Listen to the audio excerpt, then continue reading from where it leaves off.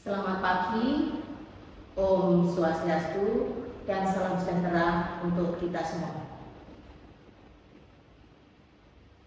Baiklah, pada pagi hari ini saya akan mempresentasikan yaitu tentang perencanaan pembelajaran berbasis ICT, di mana seorang guru sebelum melakukan pembelajaran pasti membuat sebuah perencanaan. Perencanaan apa yang dibuat? Perencanaan yang saya buat di sini awalnya saya akan membuat sebuah modul. Nah, modul yang dibuat di sini penyusunnya adalah saya sendiri, yaitu Miss Ini SPD. Saya dari instansi SD Taman Rama. Tahun penyusunan 2026 ini untuk semester 1, jenjang sekolahnya yaitu SD kelas 5, mata pelajaran matematika. Adapun materi yang dibahas di modul ini adalah yaitu variasi jaring-jaring bentuk dan balok. Alokasi waktu 2 kali 35 menit karena hanya satu per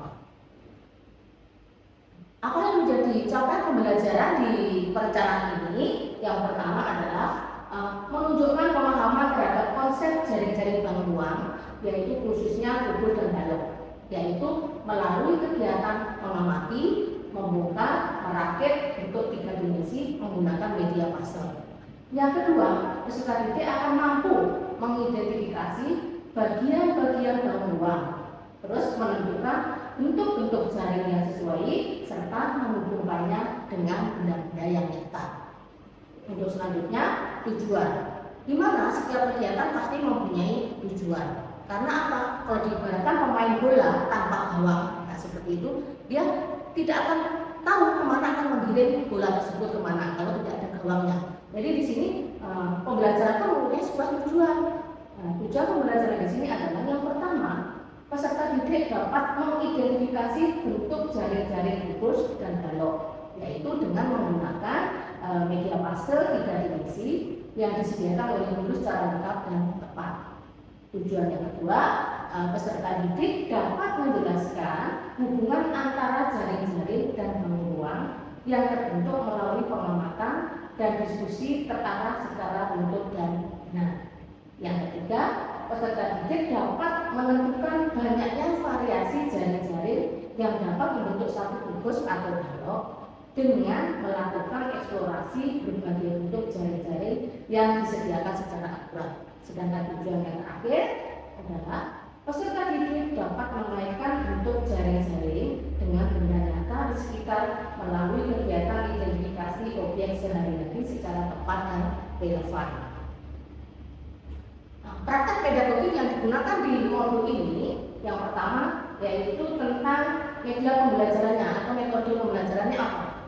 Di sini saya menggunakan eksplorasi, tanya jawab, diskusi, dan penugasan proyek kecil.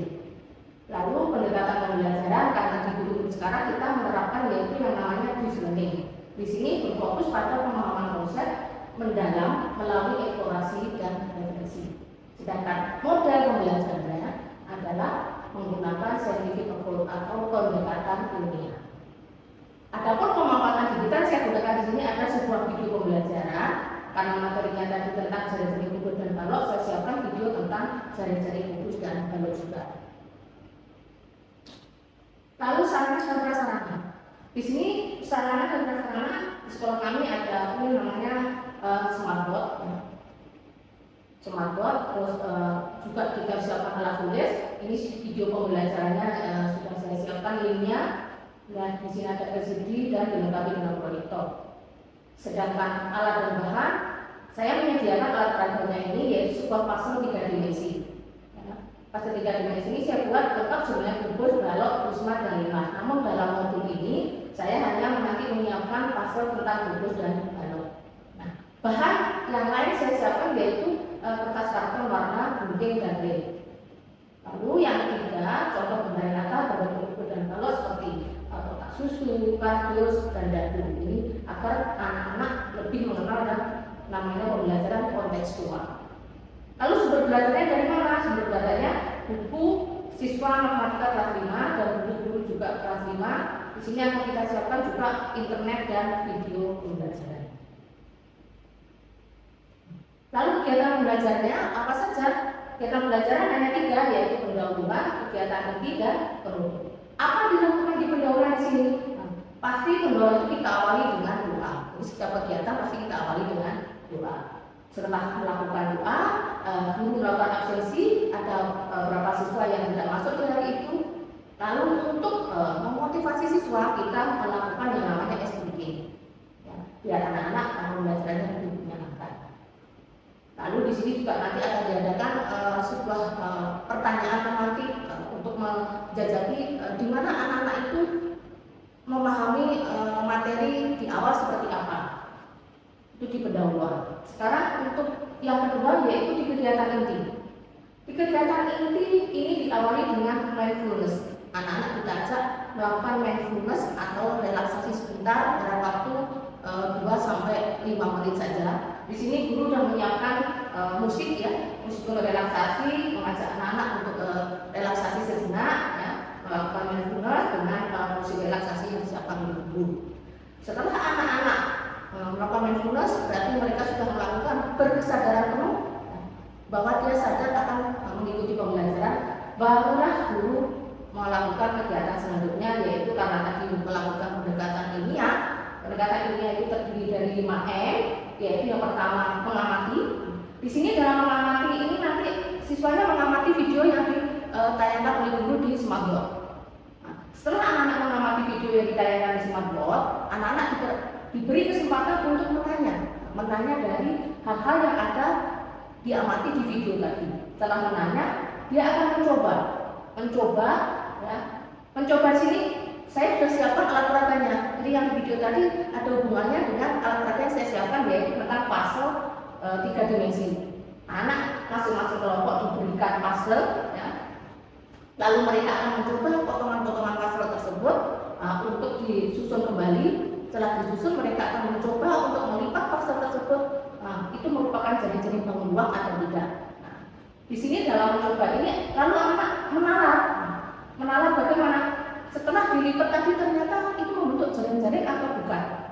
Di situ anak-anak bernalar, berdiskusi dengan teman-teman di kelompoknya. Setelah melakukan diskusi, terakhir anak-anak diberi kesempatan untuk mempresentasikan, jadi mengkomunikasikan dengan cara apa? Masing-masing kelompok tampil ke depan bergantian untuk melakukan presentasi. Nah, dari kegiatan ini tujuannya apa? Tujuannya biar pembelajaran itu joyful learning, yaitu pembelajaran yang menyenangkan. Di mana di sini anak-anak belajar sambil bermain. Jadi dia tidak terasa belajar bermain, tapi ada maknanya.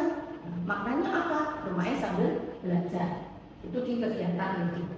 Lalu yang terakhir di kegiatan penutup. Di penutup ini nanti anak-anak diajak menyimpulkan bersama-sama materi yang dipelajari selama berdiskusi tadi, selama pembelajaran. Nah, sebelum ditutup, anak-anak diajak melakukan refleksi. Di sini melakukan refleksi bukan siswa saja, guru pun juga nanti juga melakukan refleksi. Tapi di sini kita ajak siswa melakukan refleksi dulu, ya melakukan refleksi dengan ada beberapa pertanyaan refleksi yang dijawabkan oleh guru. Anak-anak akan ditanya, bagaimana pembelajaran hari ini, bagaimana perasaan kalian setelah pembelajaran hari ini, menyenangkan apa tidak, sampai mana pemahaman kalian. Nah, dari hasil refleksi sini nanti guru juga akan melakukan refleksi setelah melakukan pembelajaran. Selanjutnya, nah penilaian. Jadi setelah melakukan kegiatan, pasti terakhir kita harus melakukan penilaian. Penilaian di sini kita ini asesmennya berupa asesmen. Di sini ada ranah serta, di sini tekniknya memtes, bentuk instrumennya adalah observasi. Jadi ini ada lembar observasi nanti. Terus untuk di keterampilan, di sini saya akan menggunakan LKPD digital. Kenapa menggunakan LKPD digital? Karena situasi di sini semua siswa semuanya sudah mempunyai HP dan mereka juga boleh membawa HP ke sekolah. Dengan syarat pagi-pagi itu HP dikumpul semuanya di wali kelas. Nah, setelah dikumpul di wali kelas, kalau anak-anak mau menggunakan HP, anak-anak cukup ketua kelasnya ke ruang guru untuk mengambil HP untuk digunakan di kelas, digunakan dalam pembelajaran. Nah, setelah itu, setelah penggunaan HP selesai, anak-anak silakan mengumpul kembali di ruang guru. Ketua kelasnya mungkin mewakili untuk mengumpul. Jadi di sekolah kami memungkinkan sekali untuk anak-anak melakukan kegiatan ini secara digital, karena internet di sekolah kami juga lengkap. Ya, anak-anak semua punya HP kebetulan. Jadi selain LKPD juga mungkin kalau ada waktu, sisa waktu biasanya saya berikan juga coba kuisis ya. Di kuisis ini anak-anak juga kita bisa pakai kuisis bermacam-macam ya, bisa pakai menggunakan wall juga, banyak aplikasi yang bisa kita gunakan untuk pembelajaran yang berbasis ID. Nah, sebelum pembelajaran biasanya juga kita sudah melakukan namanya asesmen diagnostis ya. Jadi ini dilakukan sebelum pembelajaran dimulai. Demikian yang bisa saya sampaikan. Saya tutup dengan Pak Mas Santi. Om Santi Santi Santi Om.